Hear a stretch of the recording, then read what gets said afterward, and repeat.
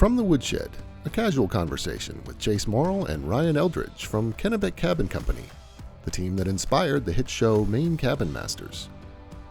From the Woodshed is brought to you by Nelma, see the stamp, trust the quality. By Hero Media Arts, connecting small business with new customers. And by Hammond Lumber, your building project partner. Now, from the Woodshed Studios at KCC headquarters in Manchester, Maine, it's Chase and Ryan. From the Woodshed, I am Chase Morrill. With me, as always, Ryan Eldridge. Hey, guys. And Maggie Morrill. Hi. We're here to talk about all things Maine, all things cabins, all things Maine cabin related. And houses today. And houses today. Our guest today is Chris Ermides. He is editor of This Old House and host of the new podcast, Ask This Old House. You can find us at KennebecCabinCompany.com, MaineCabinMasters.com, Facebook, Instagram, YouTube. Keep the comments coming. Keep the questions coming. We'll answer as many as we can, no matter how difficult they may be. We'll try.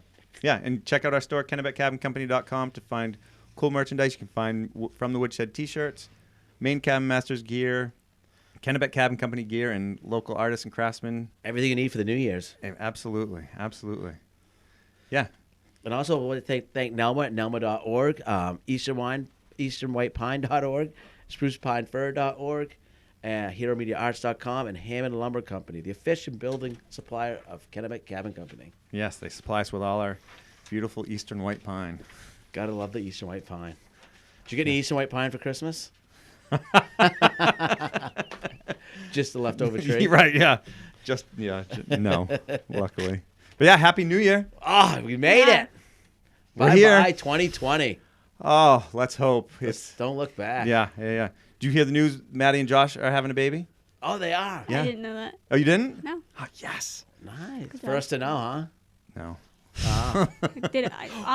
Always the last. What else? Wait, was I not supposed to say that?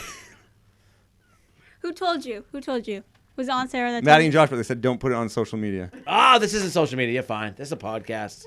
Oh, gosh. It's well, hey, congratulations. 2021, starting out right. Oh, hey, no, we're going to find out who in your family actually watched the podcast now. Yeah. Small price to pay. Oh, whoops. Oh, well. But yeah, good break. We're ready to take on the winter. Never long enough. Ever. Yeah. I don't know if people have been this happy to see a new year in a long time. Or ever. Probably ever. 1919 maybe, or whatever that year was. Yeah. The last pandemic. What'd you do for the New Year's? I had fun. I got to spend time with Ashley. It was pretty... I wasn't hungover, so that was good. Not a lot to do. Save money, so... It's true, right? I guess that's a good thing. It's going to be interesting to see what happens when we come out of this. Yeah. Restaurants are going to have a surge. Yeah. Concerts, and maybe some things won't go back the same. Who knows? Yeah. We'll find out. Well, yeah. Hard telling, not knowing. Hard telling, not knowing. Yeah. Yes, almost time to get back to work. Too short of a break. Are you guys going back to school? Will it be remote learning, or do you know yet? Mm-mm. No, they sent out a survey asking if we wanted to, because right now they have Wednesdays off, if we wanted to put Wednesdays back into the school week. Still, the school board won't meet until like January 14th or something. So this won't be... Shouldn't science determine that, they not don't know. what you guys want to be on? Like, I mean, we're small people. They're asking us, but it'll be a part of their decision, not the final decision. Interesting. Yeah. I'm pretty excited about that. It's Ask This Old House. Yeah. It's probably one of the longest TV shows I've ever watched. I didn't realize it started in 1978 or 79. Wow. Yeah, I remember Sunday mornings or Sunday afternoons sitting down on the couch and truly nothing else, golf or something like that on the other channels. Yeah, I watched a lot of it one year at Show. We didn't have cable, and that came up. So I go skiing all day, come home and watch that. Yeah. Is it the Wainwright, the guy that would come on afterwards sometime? Yep. And then Norton Abrams with a new Yankee workshop. Yeah. Yeah. Pretty fascinating stuff. Because it started with This Old House. Yeah. Where they, fix up houses in Boston, Massachusetts area. And then Ask This Old House, where they, take questions and go out and fix small problems. Maggie's never... Nope. Never watched that. Nope. Maybe Maine Cabin Masters will be your generation's This Old House. No. No thanks. Highly doubt it. Highly doubt it. Well, I want to thank everyone for the Christmas holidays. We had great support. How busy the store was. We got all kinds of Christmas cards over the last Yeah, month that's or so. true. That's true. And yeah, thank you for your orders and thank you for your patience. I know it was a tough shipping season all around for everybody, but Pretty sure there's still stuff out there for people. yeah, Everything I've read is a horrible year for sending stuff, and yep. But everybody on our end is doing a great job getting the packages out. It's just, it'll eventually make it there. So Don't hold your breath. So thank you for your patience. So check out this video coming up by Hero Media Arts. It's Linwood Green. He's been operating a horse rescue in Maine since 2006. Then after that, we're going to have our guest, Chris Ermides, from This Old House. The biggest impact on me has been making me respect life. Animals are unique. They have feelings. They love. To me, they're like people, but even better. With 36 horses, I have just time enough during the day to get the water and hay and sometimes repairs that need to be done.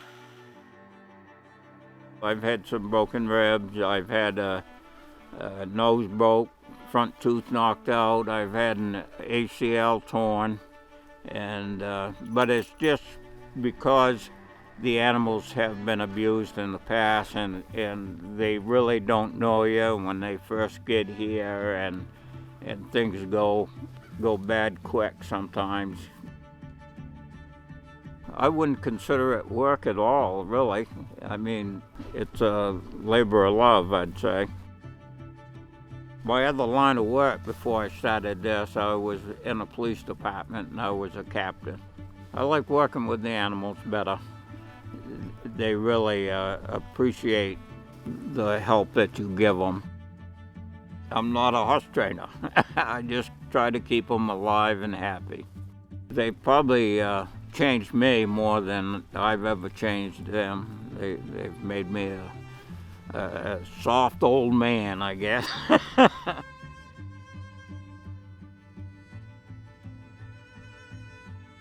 All right. Our guest segment today is brought to you by Allagash Brewing, and we'd like to welcome Chris Ermides to the podcast. Chris, how's it going? It's going well, guys. It's great to be here. Thanks for having me on. Yeah. First, our most important question. You're going to have a virtual coffee, water, Allagash beer, or beverage of your choice? I might choose a beverage of my choice if that's allowed. Oh, that's more than allowed. We want to know what you're going to go with. Irish whiskey. Oh, Jameson's or something a little... Tullamore Dew. Oh, Tullamore Dew. Nice. Ryan's jealous. Yeah. I do love myself some Jameson's. But All right, we'll good. have an Allagash We'll have an White with Allagash you. beer with you. All It's right. a good day for That it, sounds huh? good. Yeah, absolutely. Oh my gosh. Celebrate the new year and whatnot. Absolutely. Cheers. Cheers. Yeah, cheers. All right. So you are the part of This Old House podcast. I mean, tell us what you do. Yeah, so I am the host of the new podcast that we have called Ask This Old House, and it's modeled a lot after the show. So for people who are watching and listening who might be fans of the show, you'll likely be fans of that podcast. It's very similar format. Like we interview people. People write us a lot. They ask us questions about, how to fix something, how to upgrade something. And then I interview them with the question, and then we go to our experts and get the answer. So each episode is a little different. We cover everything from peeling paint to shifting pavers to adding an outlet to the house to hang holiday lights. So a little bit of everything. And that's one of several things I do at This Old House right now. Nice. But yeah. Same group of characters that are on the show. And Yeah. Awesome. Yeah. Same group. Tommy, Richard, Kevin, Jen, Morrow, all of them. Yeah. And This Old House has been going Since 1978, is that true? 79, I think. Yeah, That's the longest- 41 years. Longest Yeah. public television show, I think, or something. It's pretty close. Yeah. To one of the longest. Yep. I mean, I definitely grew up watching it Oh yeah, if you grew up in Maine and you you have an eye for that, like. back when there were only 3 channels to choose from. I was gonna say that's part of it because it was usually one of the only channels that came on. Yeah, that's when we were like hitting our TV sets to like get the picture to set right. And PBS was always the old true standby. You True could always standby. get PBS. Yep, absolutely. Yeah, no, I grew up watching it as well. Yeah. So you and I have a little bit in common. We're both secondary English majors. Oh, no way. Yeah, All right, I graduated awesome. from UMaine Farmington in '94 with a teaching degree for English, and never used it. Oh, you didn't? No, Okay. no, I did. How come? I would go down to the coast. I was a bartender, so I'd worked at Sugarloaf for Shipyard Brewing, and bartend there, and then I'd go down the coast in the summer and work. And in the off season, it was in the fall I'd travel, in the spring I'd travel, and just that took off. And then I'd pound nails on the side, and kind of pounding nails just kind of took off a little bit more, and bartending, and here we are now. Yeah, exactly. That's what happened for me too. I love the trades, and I taught for a couple of years, 4 years, but English? yeah, taught English. Yep. Yeah. Middle school and high school. Oh wow! And then how did you get into the trades? So I grew up going to this local hardware store with my dad, who was not in the trades, but my grandfather was a cobbler, owned a shoe repair place. He was an immigrant from Greece. My great grandfather was a carpenter in Greece, so it was kind of like, I don't know. I like to think it's in my blood. I don't know if that's true or not, but I like to think that. And I would help my dad. I just loved helping my dad. My dad did, he was a first generation American, very much that immigrant mentality back then of like, I grew up in the 70s and 80s, and he was like, he just fixed everything he needed to fix, or he renovated whatever. And he was good at it. He happened to be, it wasn't his vocation, but he was really good at it. And I learned from him, and I just loved it. Like I couldn't get enough of it. I didn't choose to go in a career right away. Like we were just talking about, I was an English major. I thought I wanted to be a writer, and I did all that stuff for a while, and the trades were always there, and I just loved it. I love, it's so satisfying. I mean, and there's so many reasons why I love it. It's, you guys know, you know what it's all about. Oh, for sure. Even on the coldest of cold days and the windiest of days, I always feel like I couldn't imagine being in an office. Just not for me. No. We pay the price sometimes, but then there's those beautiful days, and like everything's clicking, the project comes together, and makes it all worth it. Yeah, and I've been lucky enough, like with my editing career, I've worked at a couple magazines. Like I'm always end up working at trade publications focused on construction with other tradesmen. Like everybody I work with are tradesmen, so none of us are office people. Like, I work from home now, and that works. But I also have a shop, and I'm always working on my house. So I just can't stop. Nice. That's one thing with this old house. I always had shop envy whenever I watched the show. God, yeah. Man, I'd go out into my father's workshop and like dig out any tools I could find that worked, and try and get them going and stuff. And then I'd watch the show and be like, oh. It's always so clean and organized. I know. And now this old house, correct me if I'm wrong, has always been based around the Boston area for a long time. That's where it started. It has, yeah.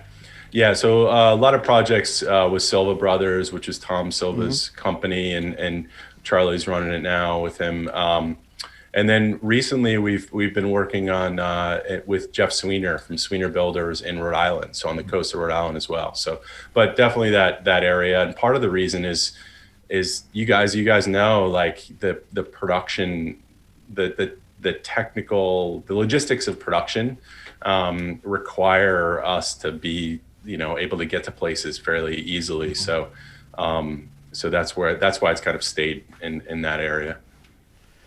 I kind of watch it now, because you guys have brought in the new technology too, like LVLs and all these systems. And we're so old school, like we're old this old house. So now I watch it and I'm like, oh, that's cool. Like maybe someday I'll get to use that, but usually knowing we're not going to get to, But it's neat to see how you guys have got changed too with the times. And yeah, Yeah, they've been. I've been with them for a couple of years now, but you know, Tommy, Richard, Roger, all those guys like they've always been keeping up with, like you said, like the latest technologies, and of course they get approached a lot about, like, people always want to teach them about things, and they've just been really good at staying on top of that.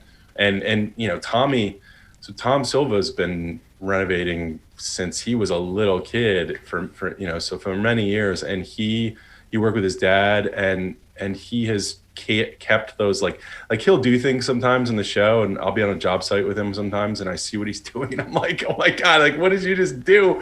That is so, but it's so old school, but it's brilliant. I remember visiting years ago. I got an opportunity to visit the set, and this is probably 10 years ago. I was at Fine Home Building magazine, and he was like putting in baseboard, and he cut away the plaster to allow the baseboard to like expand and contract. And it's just like stuff like that most people don't think about, but that's the way they are. You do something cool. Long enough, you pick up enough. Exactly. Yeah. It's like we're constantly learning tricks from Doug, our plumber. Oh yeah. It's like he never ceases to amaze us. You know, he's been doing it for so long. He just knows. I would show the electricians when you cut the sink out, the screw trick. Oh yeah. It's like, oh, that's great. Yeah. Yeah, I love that. I love that. Things. Absolutely. Yeah. And what I love about This Old House too is how it, you know, with our show, it's one episode is one cabin. So I mean, they fly through it, where yours is, you know, it's segmented and it's ongoing, and really allows you to show off a lot more, you know, the tradespeople, the craftsmanship that goes into it, the process, and the process, and just really show tips and techniques on how to do everything.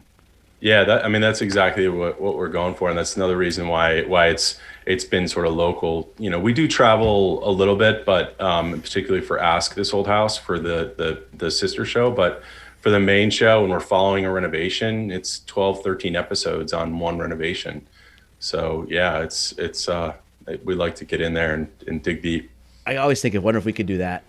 I mean, it'd have to be a very involved camp, but yeah, it would be drawn out. I think we might be able to get maybe a 4-part series, but after that, we might run out of stuff. The transformation you guys do, though, is awesome. It's so awesome what you guys do. We were joking the other day. It's kind of, I mean, it's not the hardest and most technical. It's just we're not afraid to take it on, and like Chase says, we don't really know what we're going to do and don't have plans. And I mean, the first season we struggled sometimes, and Chase would kind of do his thing, and ideas would pop up. And, you know, like Chase always says, we do what the house presents or the structure presents. Mm-hmm. Yeah. And I mean, that's how we keep the budget so low. It's because we don't have homeowners there telling us what to do. And you say, okay, the house can allow us to do this type of expansion, which works out. Now, how involved are the homeowners on your side of things? Because like I said, for us, they truly just hand us the keys and walk away. Yeah, no, this is we're really, it's home. The projects are renovations that were going to happen, you know, whether we're there or not. Right. So, you know, people think that, you know, the homeowner gets all these, like, it's just a freebie and a free for all, and it just doesn't work that way. So we keep an eye out for projects that Silver Brothers is going to be doing, that Sweener Builders is going to be doing, and people pitch us things as well. But so the renovation's got to be happening. There's got to be a budget for it. They've got to have a plan, and it has to have multiple, all the components. You know, we want to cover, like you said, we want to cover the whole process. So we want to include as many trades as we can, and the homeowner's there the whole time. And they're driving the decisions. We're not involved in that aspect of it. We're really there to document it. Interesting. Now, is one project at a time that you guys are documenting?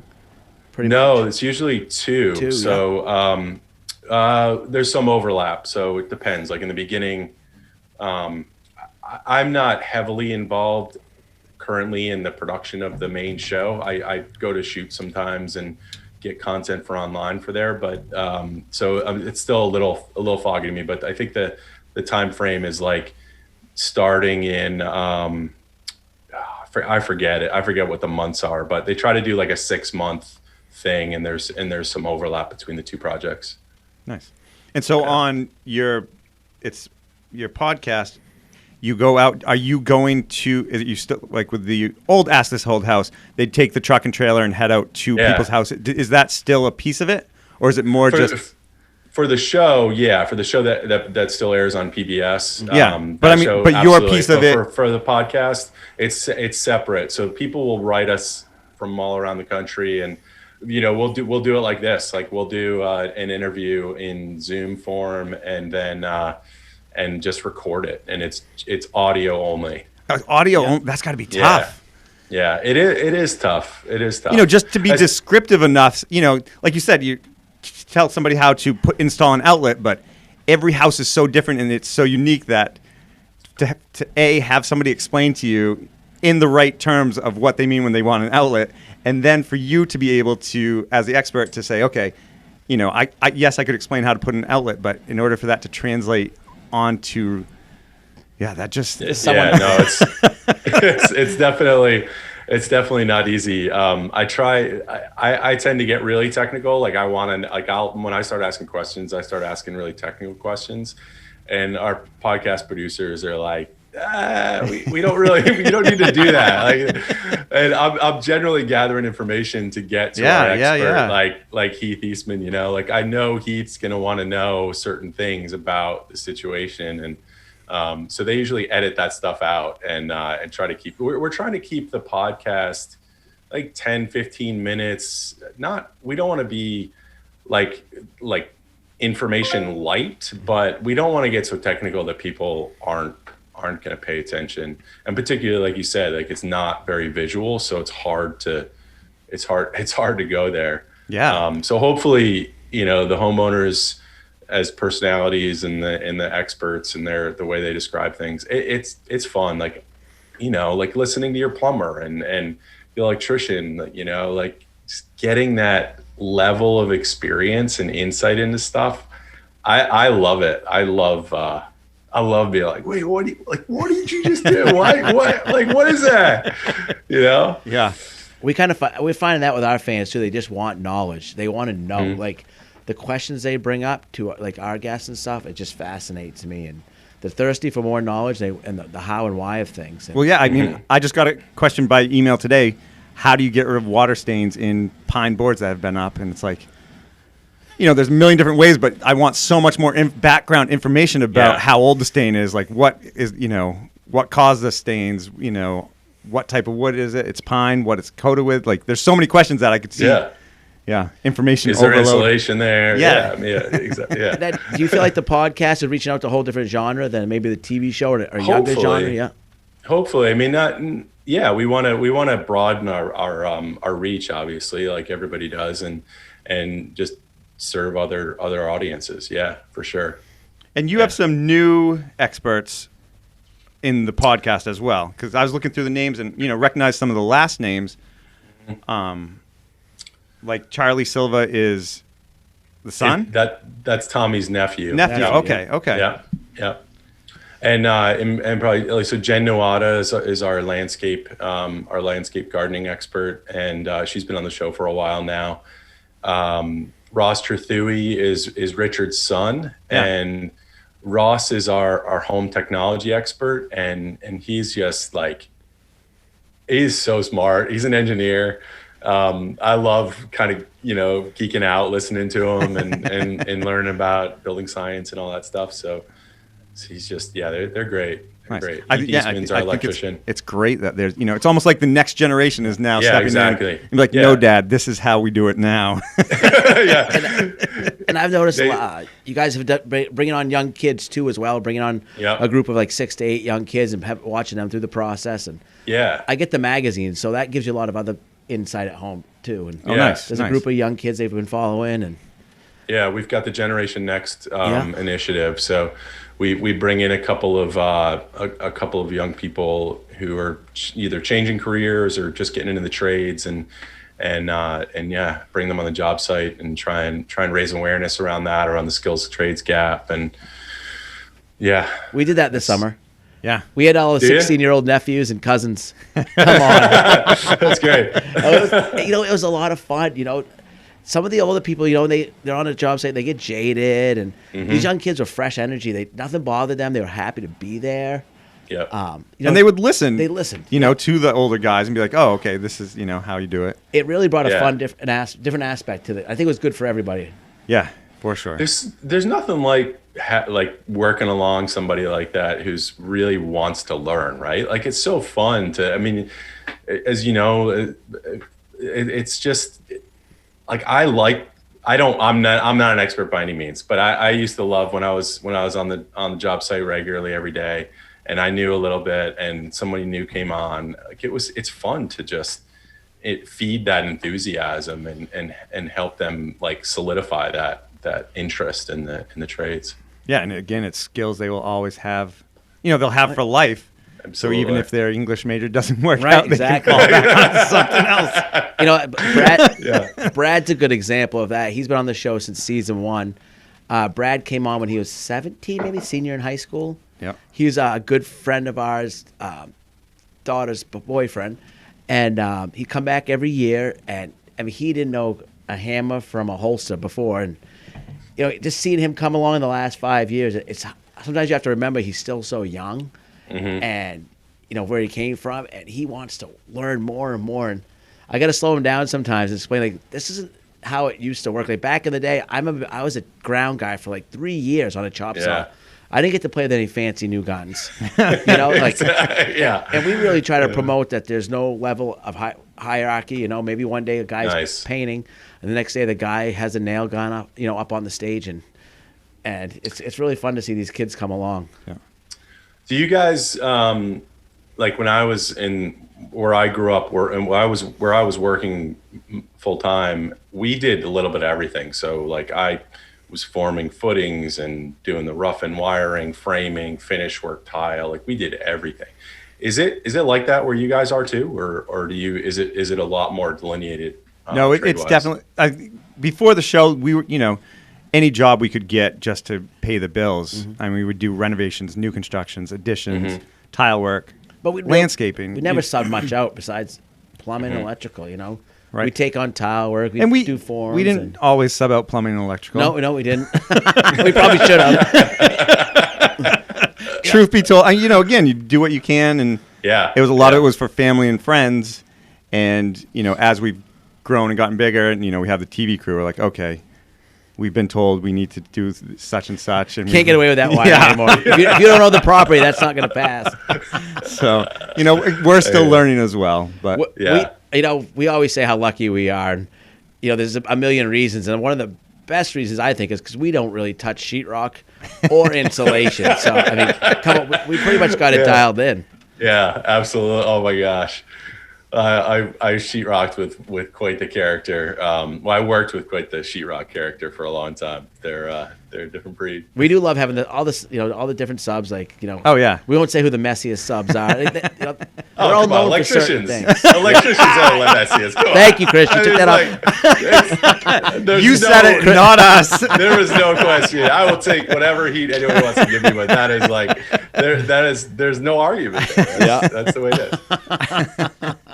But I mean, working on old houses, there's so many similarities to working on old cabins. I mean, back in the day, the builders would use what they had available to them, and patch in. We'd run into walls that were framed up with 1x4 material.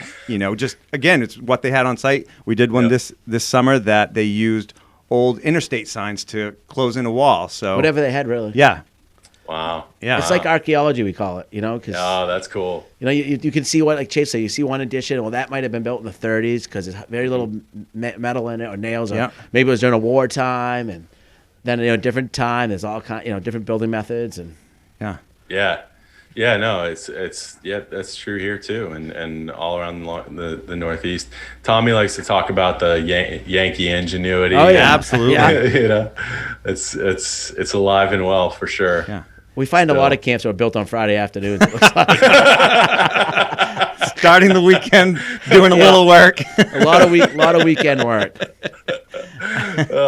Beer cans stuffed in the wall. It's fun though when we go back and we find horsehair plaster in the young kids, or like we did a job on Cuba Island, 3 years ago? Yeah. And it was probably the last time I saw a whole intact, like, tube and knob wiring system. And, I mean, the kids looked like they were in a museum. Oh, yeah, for sure. Yeah. It was cool. Yeah. That's awesome. But That's fun, I for sure. definitely think, I mean, I know the show, it definitely inspired me to, appreciate the older houses, the older cabins and stuff like that. It's just, yeah. Yeah, no, for me too. And I've always in my life, like, I've always lived in an older house. My house was built in 1905. When I got it, it had knob and tube wiring still alive, working in it. So that was my first task, was to get rid of that. But it's there's something nostalgic, but also, when you're working on a house that's it's still in good, relatively good shape, and it was crafted by craftsmen who cared about their work.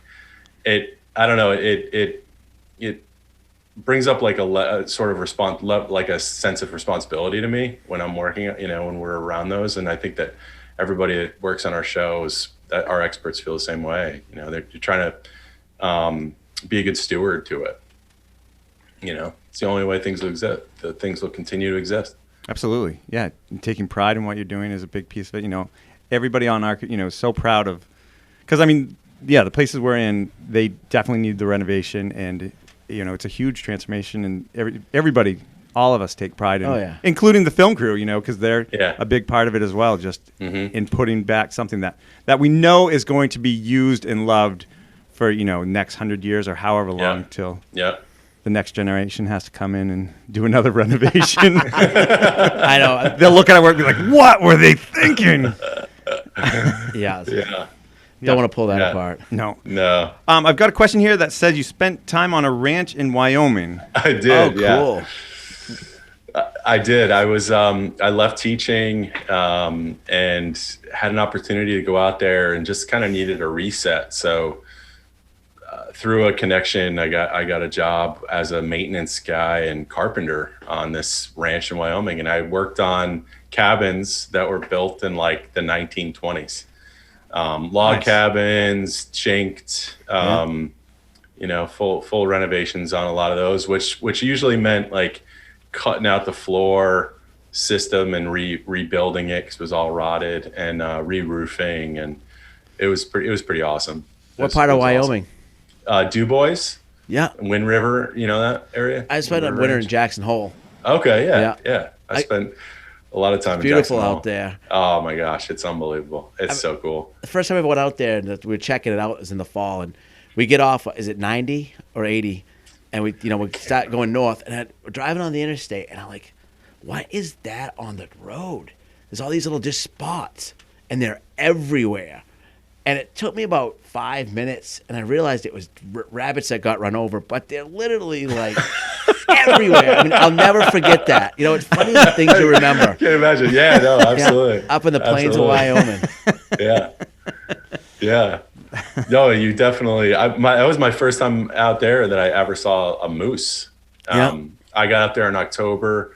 I had 2 dogs. I was living in a cabin on the ranch that was like half a mile. I mean, the ranch was huge. It was my closest neighbor was, like, we couldn't yell to each other. They were so far away. And so it was pretty secluded, and I let my dog out, and he just started howling, and I ran out there, and there was this huge bull moose like laying in my yard. And I was like, oh my God. I had a very visceral reaction to it, like I've seen horses, but then it got up and it started walking, and it looked like I had a Tacoma at the time, a Toyota Tacoma, and it looked like it could have stepped over my Tacoma. Like, I feel like it's bottom. Maybe there's some hyperbole from like my memory, but I think it was huge. It was huge. Nice.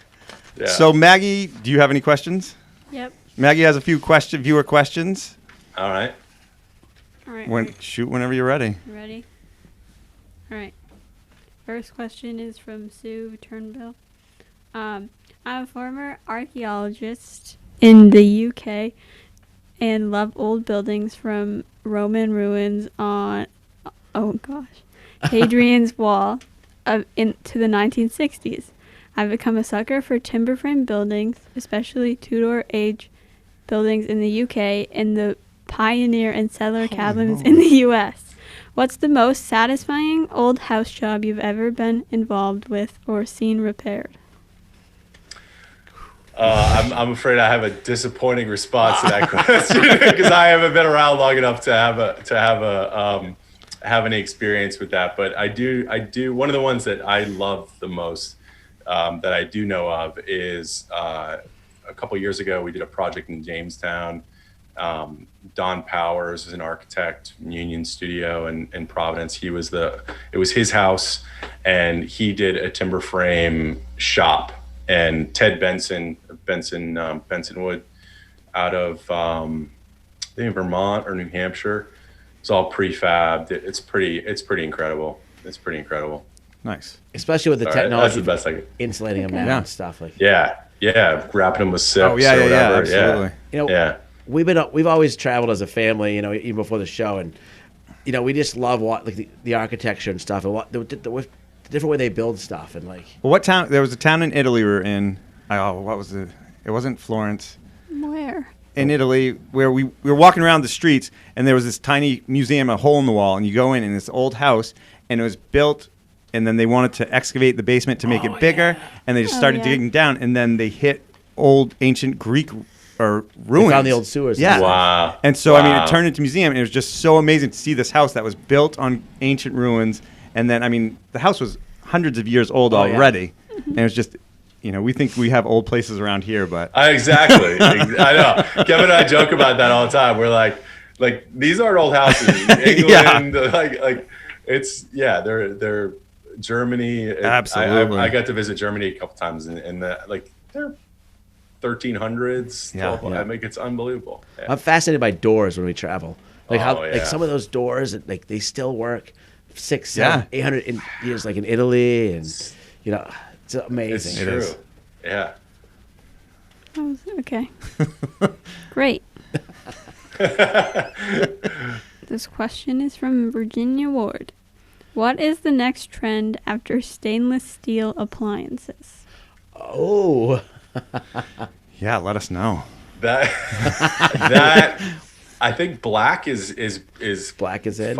Is in right now, but most recently, like with respect to appliances, connected everything. Yeah. Oh yeah. Smart appliances, but we recently had to replace a refrigerator, and we were looking. I was like, oh my god, like these things are unbelievable. The screens, the touch screens, and all the options there. There's a lot happening these days. It's hard to keep up. So do you guys, as the podcast and Ask This Whole, feel like you have to try and keep up and stay on top of it? Or is it more you kind of just, again, go with what works and what and tried and true? As far as the show's concerned, I think that, again, like the homeowner is kind of driving the decisions and what they're looking for. And if there's new technologies they want to explore, we definitely do that. With the podcast, it's just like, what do you need? What's the thing we're trying to solve, and we go there. So I'm more of a building technologies guy, and because I grew up because I spent so much time with tool belt on and actually building, I'm interested in that stuff, like the tools and the materials and the things that are and the way the houses go together. So the finishing touches like that, I'm not so. Again, I don't mean to be disappointing with a lame answer, but I don't have much insight. Do you think colored toilets and bathtubs will ever come back into style? Oh, that's a good question. That's a good question. We pulled out pink, turquoise. I mean, matching everything, and they get heaved pretty darn quick. I'll vote no on that one. I think. Yeah, I'm with you on that. But everything comes back around for the most part. It's true. Yeah. What I like about it sounds like a podcast. It's definitely suited for the DIYer. That people are interested, they want to learn stuff, and a lot of our show, people got on there for the DIY, and they like the camaraderie and stuff. But it still goes back to like how we do stuff, why, like a lot of why we do that, the climate, because of the climate and building in Maine, and that's another thing that's so fascinating is just your climate suits how you build. Oh, absolutely. Yeah. We always go to the absolutely. Caribbean. I'm like, oh, I want to have stone. I want everything to make out of concrete. It'd be so great. And I'm like, yeah, by March, everything will be cracked. Right, and I'll be right, mad. And- An ice box. yeah. Yeah. Yeah, absolutely. Yeah. That was our last question. Last question. All right. Interesting. You got any more questions? No, I don't think so. I mean, yes, I've got a ton I of know, I got questions a for you, but Oh, that was the last question? that was the For last one. Maggie's people, yeah. All right. Yeah, we're That on. was So when can we find the podcast? The podcast is available now. It drops every Thursday, wherever you listen to this, wherever you get podcasts. And it's called Ask This Old House. We also have another podcast, and we're just starting the second season. I'm not the host of that one. That Kevin O'Connor, our host from the show, is the host for that. And it's called Clear Story. It takes a deep dive into shedding light into different parts of the home and anything related to the home. So we had our first season last year, and we're working on we're gearing up for a second season this year. Nice. awesome. Well, congratulations. Yeah. And Thank you very I think much. this is all great because it shows people that, anybody can do it. Anybody, Yeah. if you just have some knowledge, you can build stuff, you can, make repairs to your own place. And again, it just gets people interested in the trades and Yeah. It's having the gusto, so to speak, to do it. Really. Yeah, It's just, absolutely. because once you start, you're not stopping. yeah, It's like- yeah. we run into a lot of problems. I find if I don't really have the answer to something, I just start doing it, and then it comes to me. It appears, It might not be the No, that's a right good way, point. but I get it done. And Yeah. that's I've learned there's many different ways to get things done, and again, it goes back to you bring in these carpenters, plumbers, who have their own tricks and trades. They may do it one way, but the other one may do another way, and again, just make it work and get it done. Having that respect with each other though is huge. When I first started with this old house, I was talking to Tommy Silva about, I joked around with him like, oh, there's everybody else's way and then there's your way, and kind of saying because he likes he's big on doing things the way he thinks is the right way to do it. Yep. And he said, look, I do it my way, but there are other ways to do a lot of these things, and for a professional, those are viable options. It was really he's a super humble guy, so it was interesting to hear him say that. Nice, very nice. Yeah, well, thank you very much. Yeah, thanks for joining us. Thank you guys. Yeah, we Thank you. appreciate your time, Chris. Yeah, I appreciate you having me on. It was really And maybe a when pleasure this to is talk all to you. over, we can visit in person. I'd That'd be love to come fun. down and see I'd how you love that's to guys right. talk do to it. That's Maine. yeah, for sure. And the door's Yeah. always open up here for you. I appreciate that. Absolutely. You guys are welcome to come down here as well. All right, Great. Thank you. happy New Year. Happy New Year, Happy Chris. New Year to you too. Cheers. All right. Cheers. Cool, that was perfect.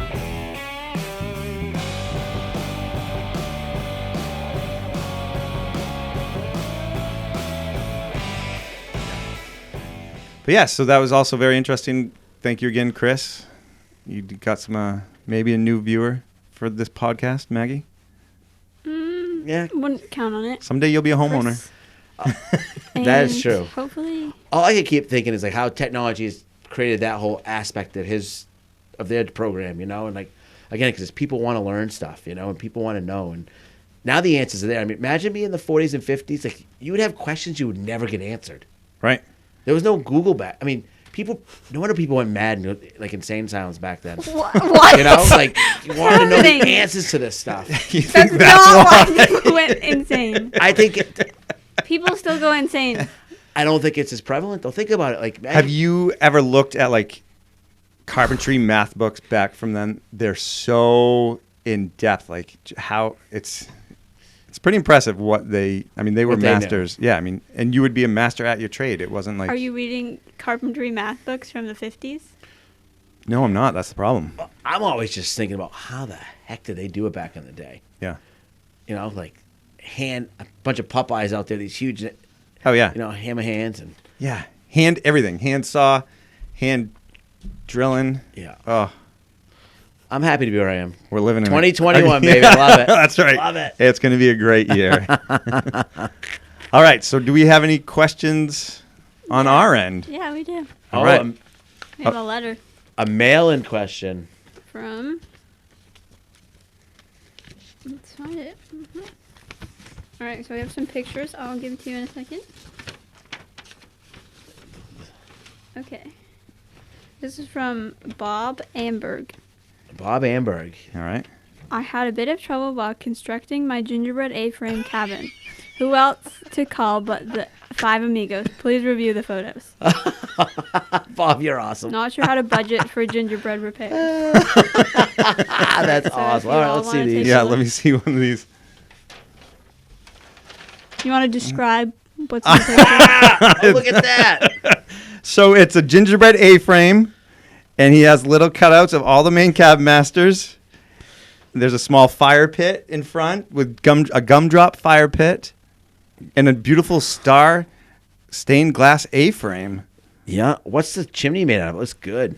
Bob, I'd say you're right on track. A-frames are the strongest gingerbread building structure you can possibly make, so you're right on it. Oh, that's pretty clever. I would suggest a little royal icing to really seal Oh, everything up good. You got a close up. Let me see yours. Oh, yeah. For a minute, I thought it was Mother Mary and baby Jesus. Then I realized it was just Jedi. Looks like gummy bears in the fire. Bob, that is pretty fantastic, I must say. Yeah, Bob, thank you very much. You just made me laugh. LOL. We'll post these to our sites, to the YouTube page, so everybody can get a good look at these. Oh, that's a great idea next year. Have a cabin. A Cabin Master gingerbread competition. Yeah, it wasn't that was not COVID friendly last year, but maybe next year we can do it. Oh, right. Yes. It's a whole new year. Remember that when Christmas comes up. Yeah. Mental note. So I wonder what was in that envelope. All right. All right. Do we want some more questions? Yes. This question is from Kathy. Do you go to the camps and meet the homeowners prior to seeing it for the first time on TV? We definitely go to the camps and meet the homeowners many times.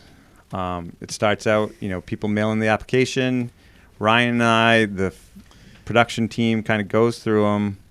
We've learned that we need to pre-scout them. This is a whole process that evolved quite a bit. Yes. And there's been some extreme highs and extreme lows. Yes. But we've got a pretty good system now. We kind of go through them and we group them. I think that's the big thing now. Yeah. It's like we can go in, we can say, okay, here's a bunch in this area, here's a bunch in this area. Makes way better use of our time. And like I said, Ryan and I try and pre-scout them. We drive a lot. Yeah. Before, Lisa, she does a great job, but she would line up our day and, down in Harpswell, it looks like it's 10 minutes away, like cabin to cabin, but when you're driving down one finger, up another, and it's 40 minutes, it's it makes for a really long day trying to crisscross the state. So from day one, I would try to sneak a peek at them a lot of times and have insight. And then the production company really wanted to, and I get it, they need to see the homeowner and get the feel for it and get the feel for the property and TV, but there was just too many variables some of these people driving up from out of state, Yep. to meet us here. We'd have an itinerary with 8 people, and we'd be 3 people at 3 cabins in, and we'd be 4 hours late already. Yeah. So by the time you got to the last guy, it's going to be 2 days later. And everybody, every camp owner is eager to come up and meet us, and because everybody's so proud of their cabins, rightfully so, and show us exactly what needs to be done in their vision. But it is when somebody's driving up from Long Island. And if you started drinking beer with the first guy at 8 a.m., you are not in any shape to pick a cabin out by 2. Yeah, so we try and pre-scout them, and then once they're selected, we meet with the camp owner, kind of get an idea of what they're looking for. We'll meet them on site, and then kind of sit down with them, actually get a chance to meet them, get a good idea of what they want design-wise, and then the day of the arrival, we meet them again, and then And again and again and again. and again and again. All right. But then they really do leave, and we try and keep them away. I truly believe they all do, too. Yes. You can tell. Okay. Next question is from Lisa Francison. Why are there no closets in the bedrooms? That's not necessarily true. We try to put at least 1 or 2 closets in. We try to, but again, when we meet with camp owners, we ask them. Most of these camps are so small that they want to maximize the space as much as possible. We say, okay, our closet's important to you. They may have a shed outside that doesn't make it on camera or something like that to store stuff, but How many times you go to a hotel room and just throw your bag on the corner? That's right. That's what you do. Yeah. And again, we get these camps to a point where if they wanted a closet, they could easily close one in with some, get some pine V-match, close it in, make a little space, put a curtain over it, and you've got a closet. But we get these camps back to usable condition, and then they can kind of build up from there and see what's going to work, where a closet would work most. We don't want to. I mean, that's a good point. It brings up another, like the whole budget idea. Like, think about quickly what a closet. Closets cost money. We have a room with 4 walls, so you have to have a closet. You need 2 more walls in there. Yep. Then you have another door, which is a huge expense in our budget. You know, trim on the outside. The time of doing the floors, like it adds quite a cost. It definitely does. Valuable real estate. So yeah. Okay. Plus, you're at camp. All you need is a pair of shorts, pretty much, right? All right. Next question is from Jim Crump. Chase's trailer tires. That's like a tongue twister. Chase's trailer tires. Chase's trailer tires. I know where he's going with this. Are a high-risk occupation. Has Chase considered filling his trailer tires with foam, the same type used for tractor tires, or using solid rubber? I ask because if I were in Chase's shoes, having my trailer tires come apart on me would drive me nuts. I don't even know where to go with this question. I do. He's going, what? Just a little rust and the paint's falling off. Oh. Maybe they might be a little bald here and there. But for the most part, our tires. Well, no. He's not talking about my tires. You had. Well. Yeah, I got a bad tire. Your tires are my tires. Yeah. Some of our old trailers, they look rough, but they work. And we have been prone to slow leaks on some of our trailers. Oh God, we fight leaks all the time. Yeah. And we, get them filled whenever possible. My dad's probably yelling at the TV right now because we definitely fight. He's always filling up tires in my house. The little DeWalt compressors are the best thing ever. Best thing ever. It always used to be find a compressor, get the hose or fill up one of those air tanks. But those new cordless DeWalt compressors, my gosh. I think this last summer on the dump trailer there was a slow leak, and every 2 days I fill it up, and I was just too lazy. I just didn't want to just take it off. And if you add up all the time I did that, got that thing out, made I straight a battery, I probably changed that tire 6 times. Yeah, probably. So yes, we try our best to keep on upkeep, but we're not the best at it. And our big trailers, our flatbeds, they are older. They're not pretty, but they function. Yeah. Just like us, function over fashion. That's right. Great. Okay, last question. I see, this is from Keith Mullins. I see Dixie and Jedi using tool belts sometimes, and other times using tool totes. When or why do they choose a tool tote / tool bag versus a tool belt? I thought they were going to call you up for not wearing a I tool know, belt. I did too. I'm like, why does it pick on Chase today? Chase doesn't need a tool belt because he just grabs everyone else's tools. That is true. I think it depends on what we're doing. Yep. Same with me. I wear a tool belt. Depends on what we're doing. Demo, I just have some stuff down. But if we're framing, and we know we're going to be doing something all day, you put on tool belt. Or if you're going to be up high, you're going to be up high, right? So you don't have to keep climbing up and down. Have us calling it a little totes tool purses not made it on? Because that's what we call them, a tool purse. I wonder if that's never been on TV. But everyone has their little tote, which, you put all your tools in. Then you say you're going up, and maybe you do a metal roof, and you'll get your snips, and you'll get some other stuff, and you get some extra bits. Yeah. Or, if we're doing, metal roofing, you wear an apron, because it's cloth, and it's not going to scratch up anything, lean on it, whatnot. I kind of rely on my pants for my tool belt. They've got a hammer holder, screwdriver, utility knife, and a speed square in my back pocket. I wish I could do that. Might be around my ankles. Oh, and a tape measure clipped onto the side. Dixie and I and Jedi, though, before we started with you, we always try to come up with these new ways. So we bought these vests once that had your tools in them, because you'd see it was some Japanese guy had one of all his knives and stuff. No, you'd bend over and the whole vest would go up over your shoulders. Yeah. Or get caught in the rafters. And yeah. sometimes I did have one of those. I still have it. Those nail pouches that almost has a tape measure clip. Yeah. Clip that in. It's got a magnet on it. So yeah, it really depends on the job we're doing, whether or not guys wear tool belts or not. Cool. Not a very exciting answer, but it's the truth. And we have tool purses. That's exciting. Yep. Yeah, those questions were coming after you today a little bit. It's good every once in a while. Keep you on your toes. That's right. It's a new year. You Start can out the new year strong. That was it. That was it. For questions. Perfect. Always great questions. Yeah, keep them coming. Thank you. And then, yeah, what do we have new from the store? It's a new year. We've got new products. Not new products, but we have The beautiful. store got pretty bare at the end, though. I mean, Yeah. November, it was like walking through the boxes, waves. Like, you couldn't see the walls. You wouldn't know what color the carpet was. Yeah. And now you can kind of see stuff. So it's very successful. Yes. Yeah. And we've got these beautiful. Now we can bring in new products that we've been kind of working with vendors and Is that Ashley's BMI? artists. These are beautiful pottery mugs, Wow, handmade those are by beautiful. Richard and Sue Johnson, Camden Pottery in Rockland. Are they left-handed or right-handed? There's no difference. I'm kidding with you. I don't know. Depends if you want to see the logo. Right, or if right. You want your significant other to see the logo. But Richard and Sue are related. Yep.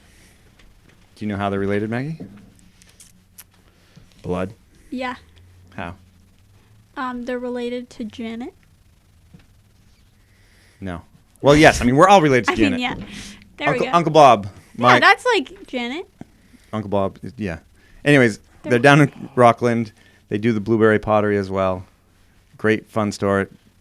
Richard's also a crazy sculptor. He does bronze sculptures of all sorts of fascinating stuff. Well, they're the ones at the Lobster Fest. Yeah, every yeah, year? yeah, yeah, Cool. They got some absolutely. really cool stuff. They do. So yeah, check those out, and yeah, they're nice, hefty coffee mugs Or beer. or beer or beer. We don't judge mugs. Not at all. So back to one of my favorite times. Maggie gets to find out how smart we really are. She knows how smart we really are. So you think you know Maine trivia questions. Right. Okay. You got a good one today? What was the answer to last week's? Okay, so do you remember the question? No. All right, so the question was, when are black bears born? Oh, yeah. Do you have a guess? December. Ryan? In the morning. It's in the... I think it's in the spring. I'm looking for a month. April. January. Oh, I was close. Wait, I thought they hibernated in They're January. being born right now. Are they born in hibernation? No, Yes, probably yes. not. Or, well, I mean, like... Yeah, because you see the Maine, Biologists. they go out in the wintertime and they go into the dens and do bear counts. That seems I mean, that's like brilliant. a terrible job. Have a baby and like, okay, go back to bed for 4 months. Yeah. Maine smart bears. Yes. All right. Oh, always learning something. Yeah. Okay. And so the winner will be announced on the premiere of the episode, each episode on YouTube. We're getting this figured out. We sure are. All right. And now today's question. Today's question is, what is the largest rodent in Maine? Whoa. The one in Ashley's car. All right. Everyone start thinking about that. Yeah. Interesting. That's good thought. I'll ask Fletcher. He'll know. Funny that came up with everything that's gone on Yeah. the last couple months. Is the car running? Yeah. Yeah. Oh, She good. got it back a couple weeks ago. Oh, she did get it back? Yeah. Oh, interesting. Yeah. I didn't think she was going to drive it, but she did. It took a little coercing. I was like, drive this till next time we'll get a new car. But if you get a new one now, we're going to lose a lot of money. So Yeah. she was cool with it. Ash will get used to it. Yeah, she will. She will. Well, excellent. That was a great podcast. Thank Very you again to informative. Chris. You know, always loved this old house. So Maggie, we're going to do a report on next week's episode of Ask This Old House. See what you learned. So make sure you watch No. yeah, this is your test. But thank you to our sponsors: Nelma.org, EasternWhitePine.org, SprucePineFir.org, Hero Media Arts. it. And Hamble Lumber Company, Yeah, the official building supplier of Kennebec Cabin Company. yeah. And from the Woodshed, Happy New Year. We'll be talking to you. Happy New Year.